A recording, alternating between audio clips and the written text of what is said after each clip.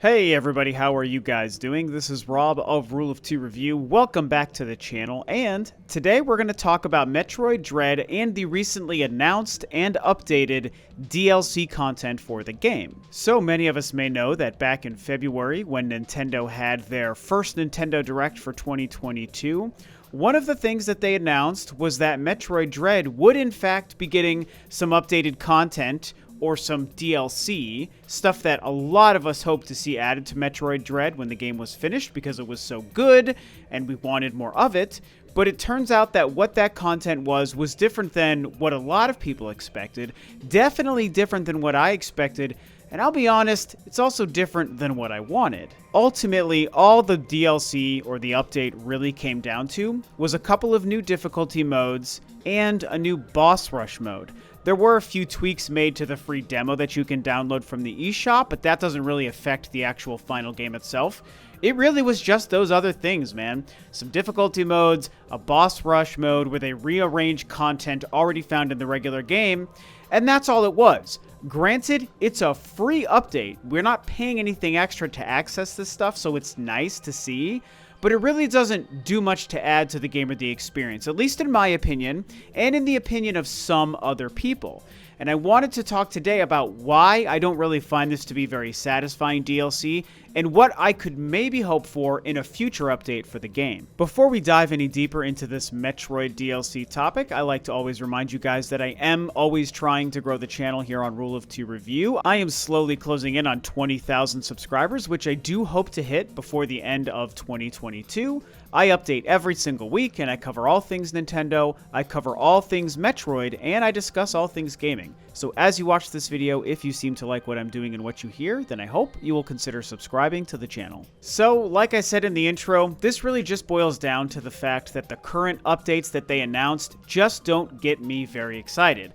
I'm obviously a huge Metroid fan. I am a big proponent of replaying Metroid games, although I don't do them in the same way that a lot of other people do, where the game comes out and they just beat it to death over and over again, and they just destroy every inch and corner of the game in the first few weeks, and then it's basically a done deal. I like to take my time, I like to beat the game, and then maybe come back several months or even a year or so later and then start going back through it again, so that I always have something new to discover and explore. And I made a video about this exact topic many months ago, and some people feel the same, some people feel differently, and I think that's fine. The beauty is that all of us Metroid fans get to experience the games the way that makes the most sense to us. And now obviously I am a huge fan of Metroid Dread, as you could tell by all of my coverage last year after the game was announced, and the basically what turned out to be a 3-part video review that I made on the game after I played and completed it the first 2 times.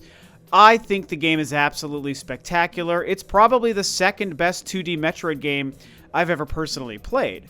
And when it was done, I was like, okay, that was incredible, that was satisfying, I loved it, but I also wanted more.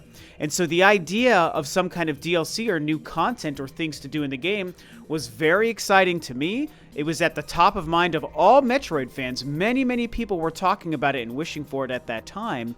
And also because the game was so successful, both in terms of critical reception, commercial reception, and sales, that a lot of us felt that there was a chance Nintendo might take advantage of this and create an opportunity of adding new playable content to this game. But I'm going to be real with you, and you can already tell this from where this video started. I'm not personally excited about the current updates that they've revealed. And I know a lot of you guys out there might love it and think it's the coolest thing in the world, but just to me, as a Metroid fan, and as a game fan really, but definitely mostly as a Metroid fan, adding difficulty modes, a really easy mode and a really super hard mode called Dread, definitely doesn't get me excited. I don't really care about that aspect of a Metroid game and trying to make it harder and harder. That doesn't... Honestly, I feel that way about every game, by the way. Just making a game as it is harder or easier in certain ways, to me, isn't content, it's not new, it's not exciting or engaging, and it doesn't reinvigorate my passion for any game, not even a Metroid game, of my favorite franchise. It just doesn't do anything to me. When I think about Metroid Dread, just having the game be more challenging by going through the exact same game and story and experience in areas that I've already done, it's not moving the needle for me. They also updated some of the mission status screen when you actually beat the game. They added new info and analytics and data there, and like, that's nice, but again, does that really do anything for our gameplay experience? In my opinion, no. And then, of course, we have the boss rush mode, which is the closest to something interesting or engaging I think that we would all see from this update. But again, it doesn't do anything for me personally because it's not new. All they've done is cherry-picked a bunch of sections of the game that already exist, and they pulled them out of the narrative and the linear accessibility within the game, and they just put them into a different mode where you just play them one after another. I mean, that's what Boss Rush is, and to me, because it's nothing new, and because it's limited to only just fighting big bosses over and over again, doesn't really do much to make me excited about revisiting Metroid Dread. Now, what would get me excited about revisiting new update or DLC content for Metroid Dread? Well, it's pretty simple, pretty straightforward. You probably could guess it yourself, and it's if there was an actual new area to explore, and new enemies to encounter, a new boss to defeat, maybe even new weapons or upgrades, or hell, if they wanted to create a new surprise Emmy that existed in a totally different zone that we didn't know about. That kind of thing to me would be interesting because it's additional, it's new, it's creating something that didn't already exist, right? Difficulty modes and boss rush modes of bosses that we've already played and beaten the game, that's not additional to the game just because you've moved it into a different menu option. Just, you know, in my opinion, I don't want to poo-poo it for anyone out there who thinks that these are just the greatest updates in the world, because we're all Metroid fans, so we're all on the same team. And I support and love anything that you get excited about when it comes to Metroid. But again, as I've already said several times, that's not the stuff for me, but doing something like creating a new zone or a new area to explore, that does get me very excited. Now, of course, the question becomes, how would they do it, or how could they actually do it? Do we run into some roadblocks because the story and the areas and the map of ZDR already exist the way they are? So how could they add something additional without it messing up the flow of the original game? And I understand the concerns. Someone even brought it up to me on Twitter, and it's like, okay, I get it. The game is designed to be played in a pretty specific order. You have to get certain upgrades at certain times, and the maps all have these elevators and these connecting pathways that you're supposed to be able to access at certain times based on your upgrade situation, and you can't throw that out of whack by adding a new area and trying to intermingle it with the current stuff from ZDR. And honestly, that's true. You can't do that. It would not be easy to create a new zone that currently intermingles with what the game is as it is. And so to me, the solution becomes pretty simple, and all they'd have to do is find some sort of way to create a reason, narratively and story-wise, to bring Samus back to some other area. In fact, it probably doesn't even have to be on ZDR. If they're smart, they would make this DLC in this new area be something that takes place after the end of the game, okay? So they wouldn't want to move it to the middle of the game experience before the story ends, because, spoiler alert, she blows up ZDR at the end, typical Metroid fashion. So I like the idea of them adding a cutscene or two, very short and small, nothing too crazy or involved, that sets up, I have no idea, some reason for her to go visit like a derelict spaceship or something, that there's a rumor that an ex-parasite survived and made it there, or maybe there's a Chozo warrior, or a Chozo friend or something that's been discovered on a different planet, or on a moon, or on a derelict spacecraft.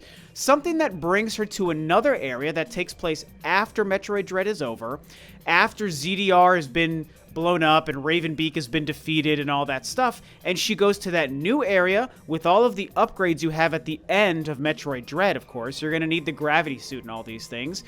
And then there's another, I don't know, 3 or 4 hours worth of a new specific map that you get to play through. I mean, that's a $14.99 or a $19.99 DLC, 3 to 5 hours worth of one area of Metroid Dread, and maybe they could even throw in another new upgrade or expansion, something unique to just that.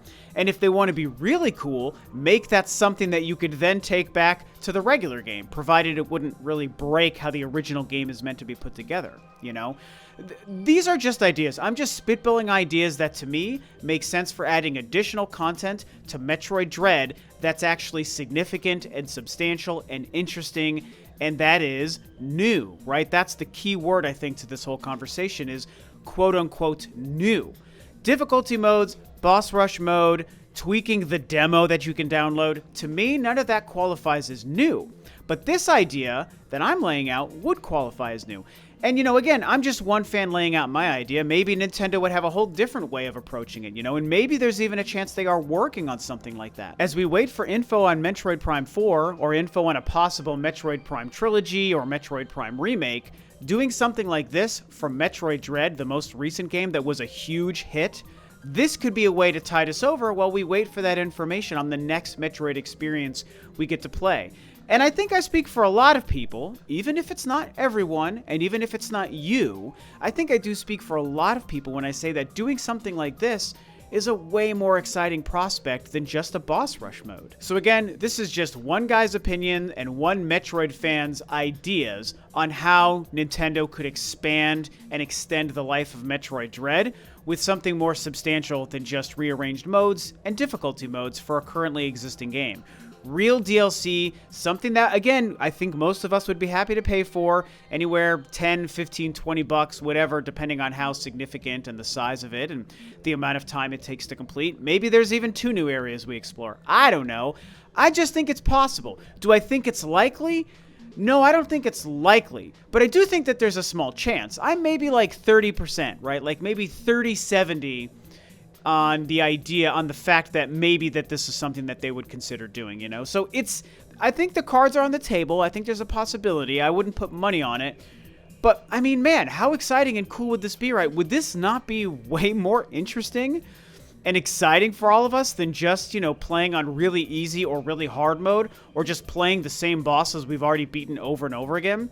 My favorite aspect of playing a Metroid game, whether it's for the first time or the 100th time, is just existing in the world the game has created for us, letting us soak in the atmosphere, the music, the enemies, the exploration. That's cool to me. Fighting bosses is just like a high-pressure, high-stress, very tense, fast-paced experience. And so I don't really want to go into a Metroid game to only experience the frenetic, fast-paced, stressed-out nature of fighting a boss over and over again.